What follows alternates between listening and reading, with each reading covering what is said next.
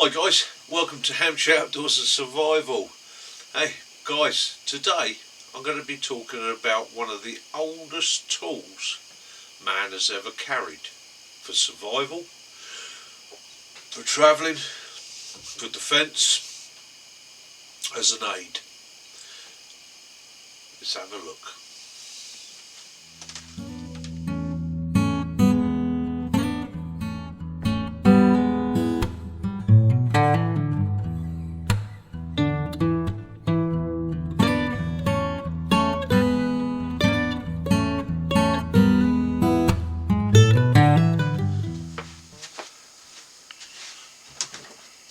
Well, firstly guys, let me apologise. I know this isn't the video I intended to make this week. Went up the woods, did loads of filming, had an awesome day and that. Everything fine and dandy. Come back, tried to upload it, wouldn't upload. Tried again, wouldn't upload. Tried again, wouldn't upload. Sorted the computer out, tried again, wouldn't upload. I think the SD card shot. So, in desperation, after 2 days of struggling and sweating, I know it's Sunday today, it's Sunday, November the 5th, bonfire night, Guy Fawkes night. I decided, what the hell can I talk about? I've got to put a video up this week. Determination drew me through. And I looked round and I saw these. Now these have been in the family for quite a few years now. They were actually made by Caroline's father, or the majority of them were. And it reminded me, sticks, walking sticks. You know, we've been getting onto this over the last few days. Old techniques, old methods, the basics, getting back to the basics.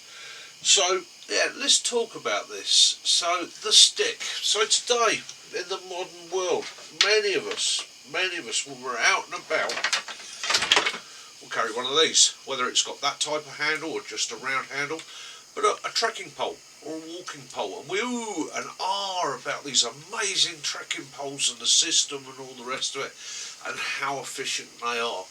And they are. They're damn good. But is it new? No, I don't think so.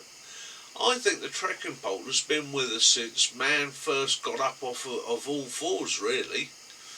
I think man very quickly learnt that he could take a simple piece of wood and use it as a support. He could use it as a weapon, okay? He could use it for any number of things, even just making himself a bit more stable on rough ground, okay? So that's where sticks came in, you know. That's where I think it all started. They've been with us ever since, okay? And they've been with us in many different forms. We've all seen images of the old tramp with his stick over his shoulder, with his hanky tied off on the end of that. Why did he have a stick? If he's carrying it like that, why did he have a stick? Well, maybe he had the stick so only he can carry a load over his shoulder. It seems unpractical to me because you're putting a bit of weight there. But that stick obviously had some sort of importance to him, okay? Now, maybe when he come to crossing a stream or something, he could take that stick and then use it to stabilise himself and check the depth crossing it. Maybe that stick could be improvised shelter support, okay? So maybe that what we've envisaged in later years as a hanky wasn't a hanky. Was that a large cloth, a large tarp, maybe something 6 foot by 4 foot folded over, and the romantic imagery of it has shrunk it down? I think possibly not. I think it would have been more logical to tie it in a roll and sling it over your shoulder on a piece of twine. But the stick would have had the importance, because that would have given you a central support for your cloth or your tarp or your wool, your tweed, whatever you were using, okay, to improvise your shelter on the road on your travels, okay. And we've got to bear in mind in history, for many centuries, there has been a distinct trade with the drovers, okay. These people would travel for months on end, driving cattle, geese, ducks, you name it, pigs, to markets all over this country, and I expect all over the world, okay. And this would have been a lonely job, moving on foot over many miles and over difficult terrain. and animals don't always move at a set speed, so these guys would have had to shelter and take it easy when they could, and they would have wanted to be with the animals. Okay, if you were charged with getting your livestock to market and it's a week away, you're not going to take your eyes off those animals, are you? So they would have sheltered with the animals. Okay, so again, the stick would have been carried by these guys. The other thing is, the stick is used then for moving animals, tapping them wherever you want them to go.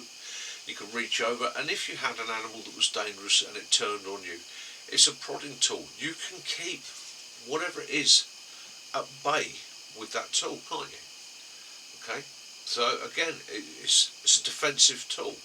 Likewise, if you're attacked by another person, that person's only got their arm's length, but if you can keep that up, you can keep them away. You're not attacking them, you're just protecting yourself. You're keeping that bit of physical distance. Stay back, okay? And you can be quite quick. Small movements at the human end equate to large movements at the other end of the stick, okay?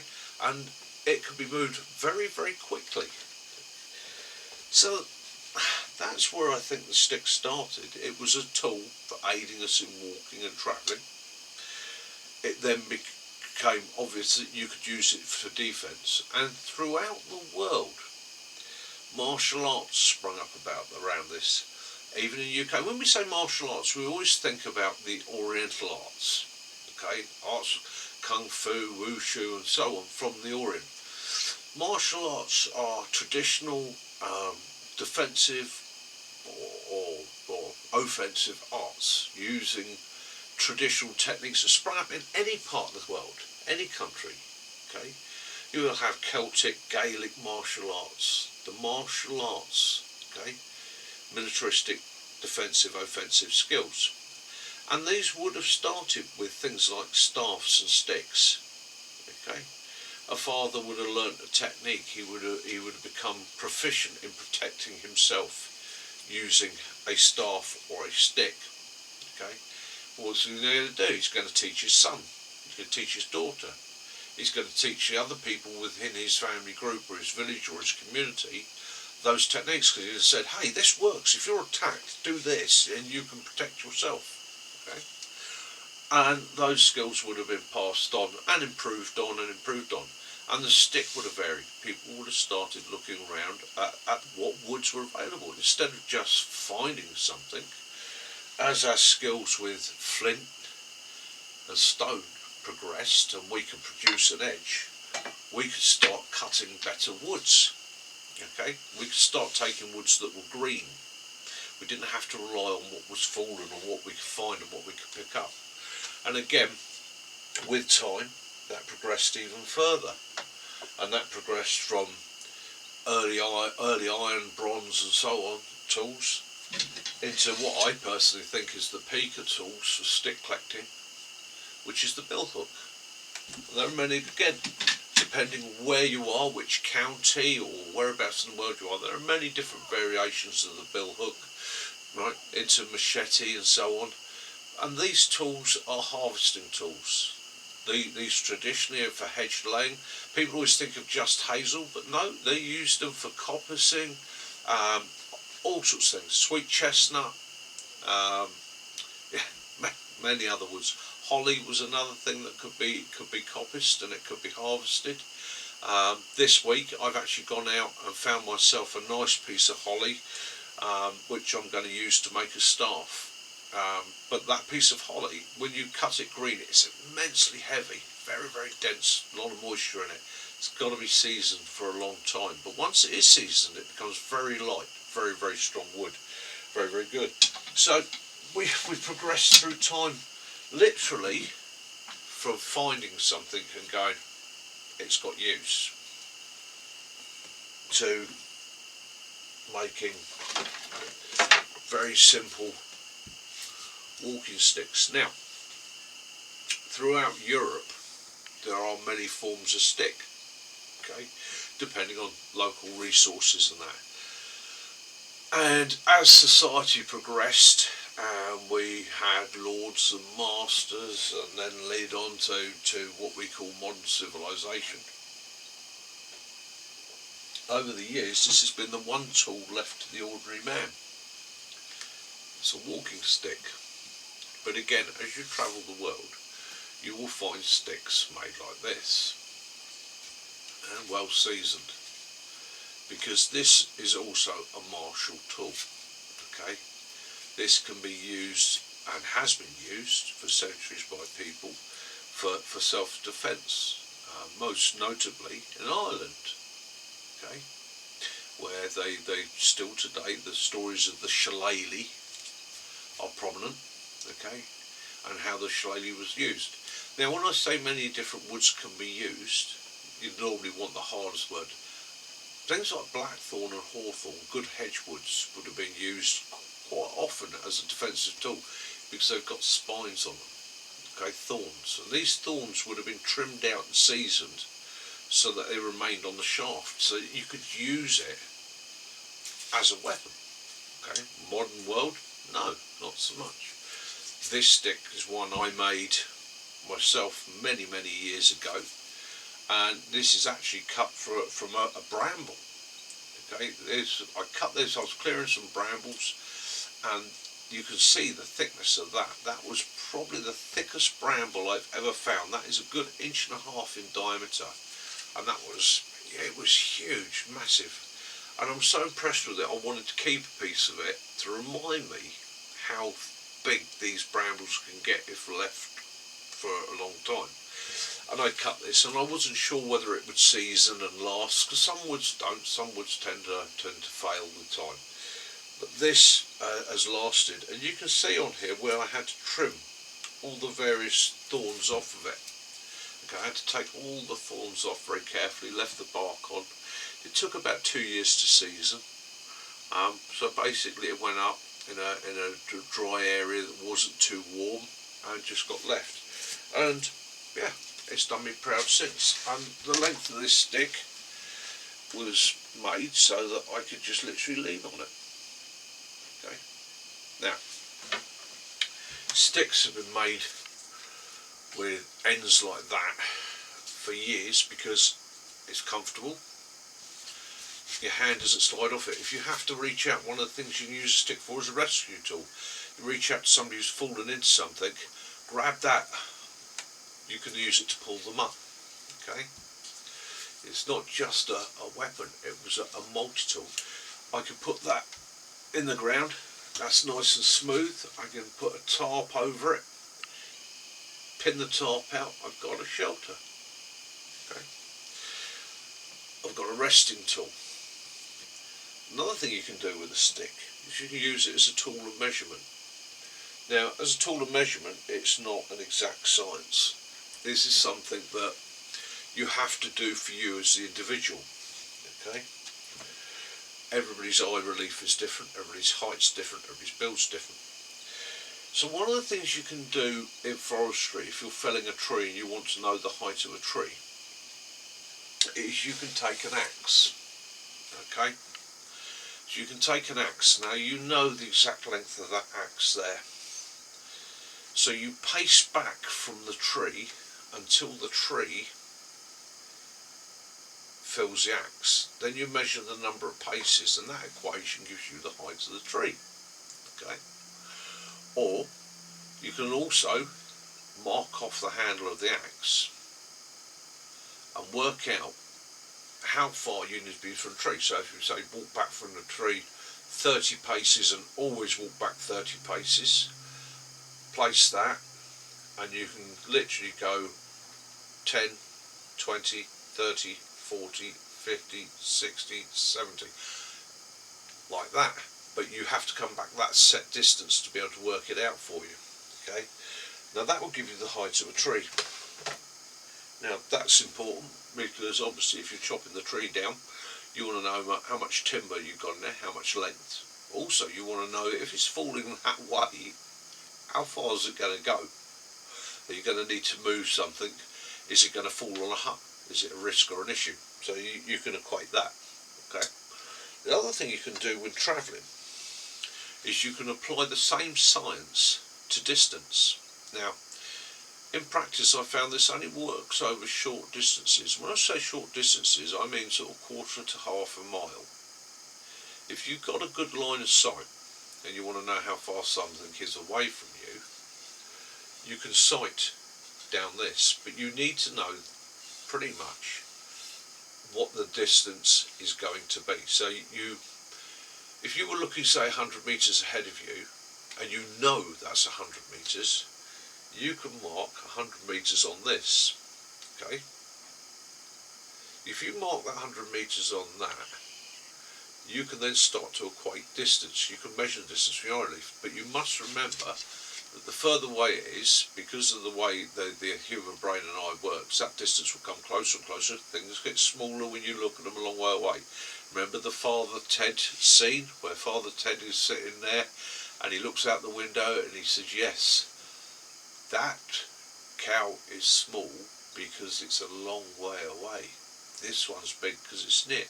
Okay, so you've got to understand that. So this only works over short distances. Okay, but again, it does work as a measuring tool, and it gives you the ability to rough out distance. Now, I don't think our ancestors thought about distance. I don't think distance came into it. I think it was more about time and a basic time scale. So they would have looked at, how would I put this? Okay, so I think our ancestors could literally stand on a hill and say, I can be there by lunchtime. Okay, midday. I can be there by sunset. That will take me half a morning to walk from here to there, or to travel from here to there. I think that's how they perceived distance, was more about time. Okay, it would be more important to them to know when to shelter, when to be home by. They didn't want to be out in the dark. They were travelling in the dark. That's when people get lost, they get cold, when you have problems. And even our ancient ancestors would have looked at it and said, you know what, get a fire going an hour before sunset, make camp, get settled. Okay, or it will take me an afternoon to walk home from the village, that sort of thing. And again, the stick would have been the tool that they took with them. It would have been the walking tool.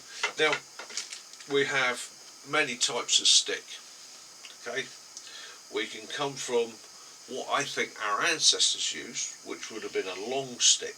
I think they would have used a very, very long stick, the longest stick they could comfortably carry, and it probably wouldn't have been very thick. I think our ancestors would have probably carried something like this. Okay, very, very simple. So this is just a piece of hazel. Okay, I'm very fortunate with this because the way it's grown, right, I'm hoping if that doesn't rot out in there when it dries, it's actually going to give me quite a nice handle shape, which I can work on and make a bit more ornate. But it's going to take about a year to season. But again, it's grippable. Okay, and it's strong, and when green, it's flexible, so it can be straightened, it can be bent. That simple crook here, carved there, stops my hand from sliding off if I've got you on the end and I'm pulling you out of something, or if I'm trying to catch a sheep or an animal, I've got something that I can hook a leg with. And believe you me, that simple V there will hook the hind leg of a pig or a pig or a sheep very, very easily. Okay, that's where the crook came from. The crook came from a method of the shepherd being able to come to his flock, have his flock penned and go, I want that one. Okay, that's where the crook came in. It was a simple tool that developed with time. Okay, now I think that it would have been quite long, purely and simply because I think our ancestors would have used this for many things. You could place this between two bits of wood, two trees, and make a lean-to shelter from it. You could place it on the ground, tie a hide off to it, rig a shelter with it. But I think more importantly to them at that time would also have been protection. Okay, it's long enough to use as a quarterstaff to protect. Again, not necessary to be an offensive weapon, but a defensive weapon. If you were attacked by somebody, it was something that you could wield to protect yourself. Again, if you were attacked by an animal, again, it was something that you could use to keep that animal at bay with. Okay, And if you think about it logically, you then sharpen the end of that. Okay, you now walk with it the other way up, and you keep that sharpened end up so it's always protected. Okay, it's always kept sharp. Now you've got a spear. Okay, we always have images of people throwing spears. I think that comes as a later warfare thing, more with the Romans than anything. If you think about it logically, you're one man or a group of guys travelling on your own. Okay, that spear is going to be very important to you. You're not going to carry a bundle of 10 or 20 spears. Okay, you're going to carry probably one. You're going to have a simple bone or flint knife, and you're going to have a spear. And that piece of wood, that spear, is going to become essential to you. It's important for your protection. It's probably a status symbol as well. You're probably going to make it ornate. You know, you probably sit there with your flint knife and mark simple things into it. Yeah, Og spear, don't touch. Simple things like that. And that sharpened stick would have been essential, and I think you would have treasured it and looked after it. When it come to a hunting tool, okay, from the images we see on cave paintings and things like that, our ancestors, this image of us running after a woolly mammoth chucking spears at it is a lot of hooey. We tended to drive animals into places where we could pen them or trap them. Okay, we were intelligent. We knew that you versus that. You imagine even today in the modern world, a guy with a sharpened stick going up against an elephant, and an elephant, no size at all. So again, we wouldn't have done that. We'd have driven it into somewhere where it could be penned and trapped, and then, as a group, probably using spears not as a throwing tool but as a stabbing weapon. Okay, very similar to how the boar spear was used, where it was actually never thrown; it was driven into the animal. Okay, the animal was quartered, cornered, trapped, then dispatched. Okay, because you've got it there in front of you. So I think that's how the spear developed from the stick. We come on with time and that, and obviously that stick, at some point, somebody realised that if you bent that stick and you put a piece of sinew from one end to the other, you produced a bow. And that could propel a smaller stick further and faster, and we practice with an element of accuracy. For now we've gone from stick to bow. Okay, now I'm not going to go on about bows, we're going back to that on another video. Okay, and with time the stick was always used. You know, you look right through period of time, Victorian England, gentlemen carried a cane with an ornate top. It was usually some sort of hard material like a metal. It was a gentleman's cane. It was also a weapon. Okay, just in case he was attacked. Okay, there's again, like I say, whole martial arts developed around this. The guy out in the villages, okay, might have had one of them behind the door. Okay, now this is not a weapon for me. This I actually use for other purposes. But again, nice solid piece of wood. Quite like, because it's been well seasoned, immensely strong. Okay, it's a stick. Now, when we come back into owning a stick, we say about Og making his stick ornate and designing it and engineering it, and I think that would have become an art in its own. Okay, so when you're making sticks, or when our ancestors made sticks, they learned, especially with things like hazel, if you had a wood where there was honeysuckle, the honeysuckle could be trained up the young stem and eventually would give you this. Now, that's not actually the honeysuckle on there that you see, that is actually all hazel. The honeysuckle grew around this piece here, constricted the hazel, okay, and caused the hazel to wrap around it, or wrap around the honeysuckle, giving you this beautiful twist in the wood. And a larger example of that is there. Okay, that's a larger example. That is the same piece of wood all the way through. The honeysuckle grew through here. Beautiful to look at, a bit mysterious, and would have been probably a treasured item. Various men that would have coppiced and looked after the woods would have made these things. They would have actually engineered this. When they were coppicing the hazel, they would encourage the honeysuckle in so that they could make these, because they would have been of value to the stick maker, the walking stick maker, because these were a common thing.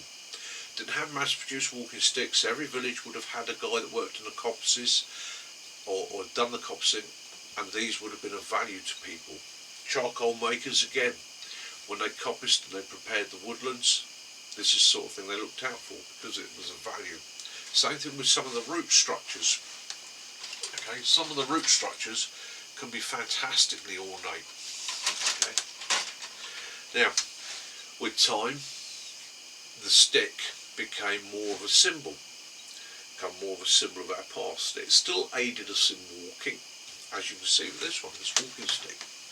Okay, it's an aid to walking. Okay, if it was made longer, it could be a crook. Okay, and that one, Caroline's father put a fox's head on it. So, beautiful, beautiful piece of carving. It's still used today by shepherds and farmers all over the place, but again, it started to become more ornate, more elaborate. Treasured items that were passed down and shared throughout the family. They were also comfort items, again for walking. When we look at sticks, there are so many designs. Simple straight piece of hazel, okay, piece of yew that's been carved, fitted to the top, nice thumbstick. Okay, again, made at a height so a man could lean on it. He could use it as a measurement, he could use it as a defensive tool, but it was comfortable. Shooting sticks, as we developed firearms, came in, and a shooting stick is exactly what we say. And again, there, another fine example of a twist which Jeff had carved, and he carved it out. Okay, and you can see where the honeysuckle had run up through and caused the wood to grow around it, causing this growth, extra growth, and then he carved it out. Yeah, absolutely stunning. Okay, but then we come to shooting sticks. You could have a V in them. Again, it's the thumbstick. There's also support for a rifle, support for an item. Okay, I've often heard it said that they're for snakes, because you can pin a snake's head with it, which you obviously could. I don't think that was their original use. I don't think that's what they were developed for, although in many cultures a snake is another reason for carrying a stick, because you can move the undergrowth around in front of you. If you was a snake there, it's a distance tool. You can, yeah, if you're lucky enough, you can flick it out the way, or even dispatch it if you had to. Okay, so again, when you're moving through dense undergrowth, it's very wet, or it's prickly, or it's stingy, or it's nettles or something like that. With a tool like this, you can move it out the way, you can clear the path, you can see where you've got to get to, and make sure that where you put your feet is going to be okay. Put my trousers up, show my belly off. And again, so many types of sticks can be made quite ornately. There we have a bird of prey that he made, and Jeff was quite clever with his sticks. I mean, there's a symbolisation of a crook with a ram's head. Okay, now that's a small crook. It would not be practical for a shepherd, but it was a symbolisation. So a shepherd on market day would put his best gear on. He might not have his sheep with him, but he would take that. That's not his working crook, that is his symbol of his trade. That shows everybody that he bumps into at the market, he's a shepherd. Okay? And again, the various trades could be put onto an ornate stick. Here we have a blacksmith, complete with his anvil. So that guy in the market, oh, you're a blacksmith, or EB blacksmith, okay? Those sort of symbols of trades carried as badges. And again, as time went on, you could have just simple carvings. I mean, that's a lovely piece of hazel. That's cut from a piece of hazel that way up, and that's actually taken from the stump of a piece of hazel. It's all one piece of wood, and then that was carved out by hand. Makes a very, very comfortable stick. Being one piece makes it immensely strong. Okay. Now, I don't walk with these in the woods. When Caroline lost her father, these sticks came to her, and we've kept them in the family ever since as items to be passed down to help us remember Jeff, because these aren't just made overnight. Stag's head there. These were something that was made over a long period of time. So you put the twist at the bottom, and a Jack Russell Terrier on the top. So these were made over a long period of time, carved by hand. The wood has to be seasoned. Okay, so that takes a minimum of a year with hazel to season that up. So that's how sticks evolved, and of course that brings us to modern day. So we have things like the walking poles and that, which are superb. You can even go for something as simple. I think this is a Kevlar fishing landing net pole.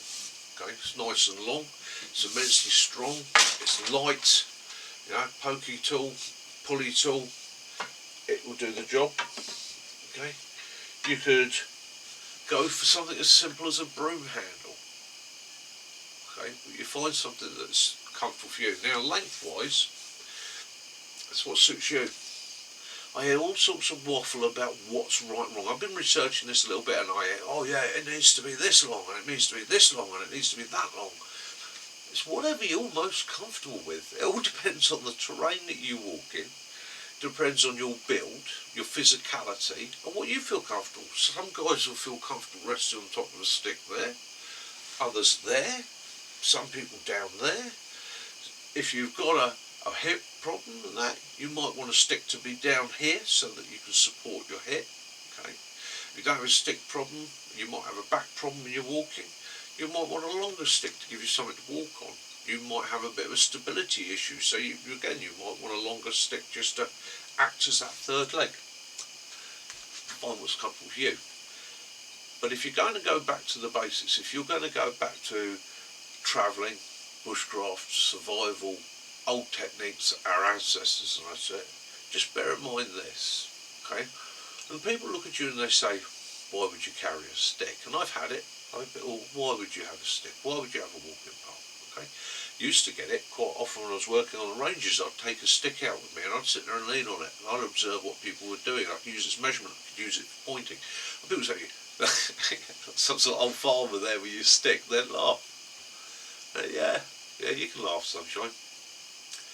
This stick has been proven.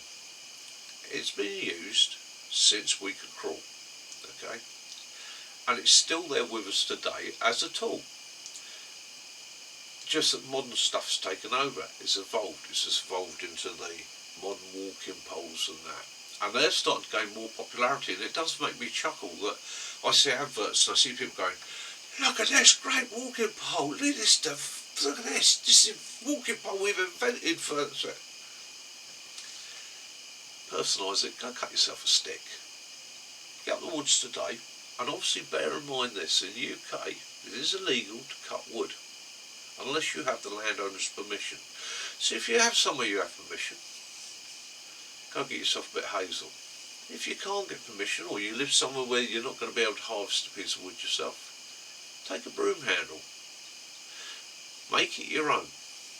Carve it, make it ornate, drill it. You can put a loop in it, put a wrist hole in it. You can strap a small bag to it. It's something I've seen done in the past where people carry bags and equipment actually strapped and wrapped around it. I've seen people that will carry a walking pole like that, and they're they have a bag hanging on here, and in that bag, strapped around the pole, is their essentials, their emergency gear. Okay. I've also seen places where people will carry a tarp folded up and wrapped around the pole. It's literally wrapped around the pole, strapped to the pole. The pole is the support for the top. Find your own technique. There's no right or wrong. Find what works for you. Okay. But bear in mind this, it's got so many uses. I mean, I've got the lantern down, I almost forgot about this. So you've got a lantern. Okay, if you think back to when this type of lantern was our main light source, an oil lamp. Okay, one of the problems with an oil lamp is it's a bit smoky, especially if your wick isn't trimmed properly. If you know how to trim a wick, you can cure that. But if you're holding it out, your arm's always going to put the light in front of you. And as we all know, in pitch black or dark, having that light in your eyesight, right, really doesn't help your night vision. And yes, you can walk along like that. That's pretty uncomfortable. You don't want to be doing that for a long time. But if you take a stick, you bind that to the stick, you can now hold it up above you. It's out of your line of eyesight, and it's casting a larger light shadow. So again, it's an evolution of the stick. Okay. So there we go. That's going to be my video for this week.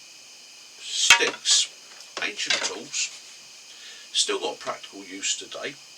Okay. Don't get tricked into spending a fortune on a stick. I go to a lot of game fairs, shows and markets, and I see a lot of sticks out there being sold for very, very exorbitant prices.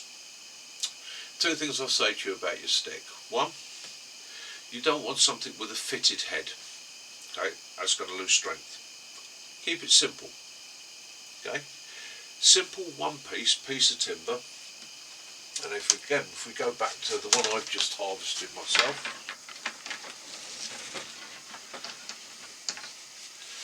simple piece of hazel like that. Okay, you're going to want to season this for a year, in case it needs to be dry for a year. If it's got a bit of a curve in it, which this one has, I can weight that down now. I can literally put it up that way, weight this, leave it for a year, and it will set to being straight. But I actually like a little bit of a curve in it, because it curves away from my body slightly. Okay. In a year's time, I'll decide how to carve that. I'm probably going to round off the top so it can be used in a tarp. I can then work out the exact length I want it. I've cut it over length. Okay. And I can then decide, am I cleaning the bark off or am I leaving the bark on? Okay. Now that's a purely personal choice. Some woods, they will shrink back. Holly will shrink back and eventually the bark will fall off of it. You're left with a very pale, dense wood. Okay, very, very light, very, very fishy. I love it. Hazel, you can work both ways depending how you treat it. But yeah, go find your stick. And if it's a broom handle, it's already seasoned for you. Right, you can sit there with your whittling knife, practice your knife skills, okay, and make it look unlike a broom handle. You can put patterns and designs into that as you want. Anyhow, so there we go. I'm starting to waffle now, guys, and I do apologise. That's my thoughts on sticks. Let me know what you think. Let me know if you think that's right or if it's wrong. Okay, it's just my theory behind sticks. Any of you out there that are stick makers and that, hit me up, let me know what you do, show me some of your work. I'll be absolutely over the moon to see it. Okay, but guys, more importantly than that, do me a favour, please like, yeah. If you haven't subscribed already, please do. It really helps the channel's morale. And most importantly, send me a comment. Let me know if you liked it, what you thought. Do you want to see more of this sort of thing? Guys, take care. Look after yourselves. Join us on a Sunday night, 2000 hours. We have a social Sunday every Sunday where we do a live stream where people can come and chat about almost any subject they want. Okay? Take care. Love those you do. Forgive those you don't. And peace and light be upon you all. This is Mickey, Hampshire Outdoors and Survival. Mickey out.